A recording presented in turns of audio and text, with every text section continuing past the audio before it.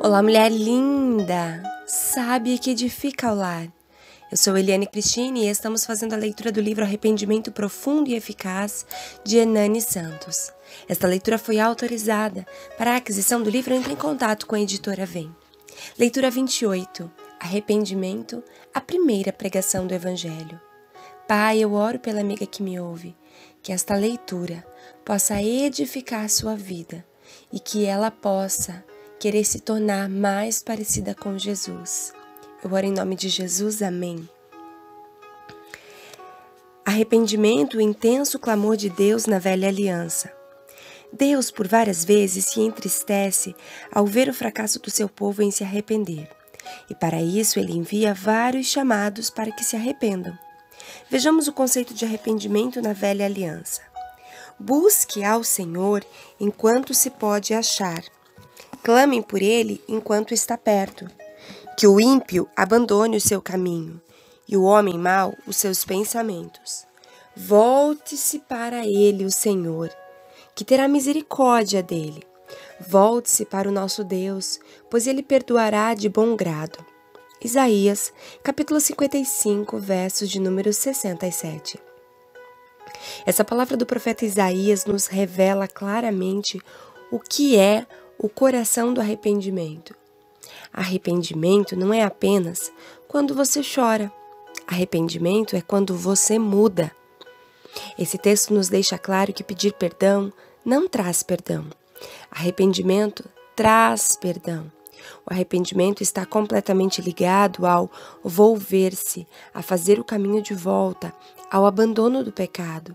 Quem pede perdão e não abandona o pecado, muitas vezes, só quer se aliviar da culpa. O pedido de perdão, sem abandono de pecado, não é aceito por Deus. Pedir perdão não traz perdão. Quando você pede perdão por um pecado que não irá abandonar, acontece um efeito contrário. E ao invés de ser perdoado, você tem a ira de Deus aumentada e acumulada. Veja o que Paulo diz em Romanos capítulo 2, verso 5. Mas, por causa da dureza do seu coração insensível e que não se arrepende, acumulas ira sobre ti no dia do juízo, quando se revelará o pleno juízo. Percebeu? Quando pedimos perdão por pecados que não temos a intenção de deixar, ao invés de sermos perdoados, temos ira acumulada. É quem confessa e deixa o pecado que encontra misericórdia. Não tem valor algum para Deus pedir perdão por pecados que continuam a ser praticados. O escritor de Hebreus é ainda um pouco mais duro quando diz: aqueles que vivem na prática habitual de pecado, depois de terem sido recebidos de pleno conhecimento da verdade, já não resta sacrifício pelos pecados, mas sim uma horrível expectativa de fogo e enxofre prestes a consumir todos os inimigos de Deus. Hebreus, capítulo 10, do versos 26 ao 27.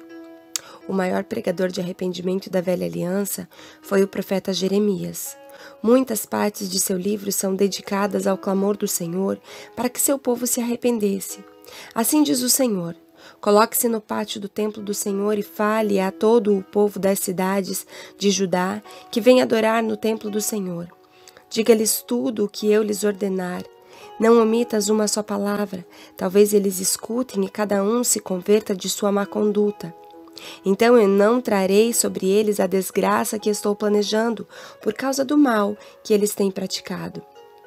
Jeremias, capítulo 26, versos 23. Que todos que agora estão na prática do pecado possam ouvir esse clamor de um Deus completamente santo e se arrepender. Não me faça trazer sobre vós desgraça. Veja, Deus está implorando. Eu não quero trazer ou permitir a desgraça. Não me forcem a isso, arrependam-se agora mesmo. O coração do nosso Deus é completamente santo. Suas emoções são santas, seus pensamentos são santos, seus juízos são santos, seus caminhos são santos, e Ele não pode tolerar o pecador duro, impenitente, resoluto. O coração de Deus salta, chora, grita de dor quando diz: enviei a vocês repetidas vezes todos os meus servos, os profetas. Eles lhe diziam que cada um de vocês deveriam converter-se de seus maus caminhos, corrigir as suas ações e deixar de seguir a outros deuses para prestar-lhe culto. Assim vocês habitariam na terra que lhe dei a vocês e a seus pais, mas vocês não me deram atenção, nem me obedeceram. Jeremias 35:15. Podemos ver a dor de Deus nessas palavras, o sentimento santo dele está bem evidente nas letras. É notório que o arrependimento é uma tristeza vinda de Deus ao nosso coração. É o clamor da santidade de Deus. Por isso Paulo fala aos romanos, não percebendo que é a misericórdia de Deus que produz arrependimento? Romanos capítulo 2, versos 4. Ou seja, o primeiro passo da misericórdia de Deus com o pecador que ele não quer destruir é gerar no coração dele o arrependimento. Se você ainda chora por seus pecados e sente o desejo agora de abandoná-los, é porque a misericórdia de Deus ainda repousa sobre você. O homem não pode ser frio a duas coisas, à glória de Deus e ao seu pecado. É a misericórdia de Deus que nos leva a ver nossos pecados como Deus vê, não como nós vemos. Por isso, a coisa mais terrível e a maior arma de Satanás é fazer você se sentir vítima, ao invés de se sentir culpado, ao invés de clamar por socorro. Satanás fará você se aceitar, se vitimizar, mas nunca ver seus pecados como Deus vê. A melhor maneira de fugir da culpa é se fazendo de vítima, mas com Deus essa tática desonesta não funciona. Ele sonda nosso coração, nos conhece por dentro e por fora, por isso grito, arrependam-se. Pregadores devem pregar sobre arrependimento, confrontar o pecado e os pecadores, levar os homens às lágrimas pelos seus atos repugnantes diante da santidade de Deus. Qualquer ato de pecado, por menor que seja, será um ato monstruoso diante da santidade de Deus. Ah, como carecemos de sua misericórdia! Ah, como carecemos de chorar, de nos desesperar por nossos atos voluntários ou involuntários! Foi isso que Davi disse, vê se há em mim algum caminho mau. Nós não nos conhecemos, mas Deus conhece. O que você me diz em ser aceito em lugares onde Deus é odiado? Ler coisas que Deus abomina, ouvir coisas que Deus abomina, ver coisas que Deus abomina. Ele é um Deus completamente santo e não dá para fugir de seus olhos e santidade. O profeta que conhecia o coração de Deus. O profeta Ezequiel era um dos poucos profetas que interpretava de uma maneira muito lúcida o coração de Deus. E no capítulo 8 de seu livro, ele teve o privilégio de ver as coisas como Deus as via. Eu já aprendi uma coisa. Os homens só pregam arrependimento quando se encontram sobre o fardo do Senhor e veem o coração humano com os olhos de Deus. Foi com esse sentimento que Ezequiel se constrangeu a não abandonar o fardo de levar o povo ao conserto, ao arrependimento.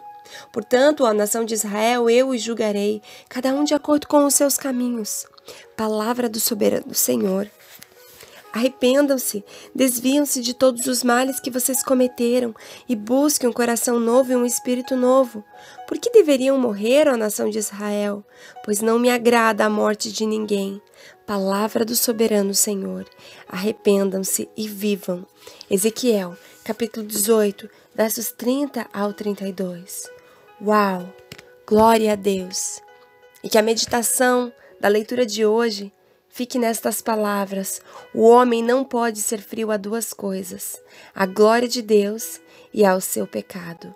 É a misericórdia de Deus que nos leva a ver nossos pecados como Deus vê e não como nós vemos.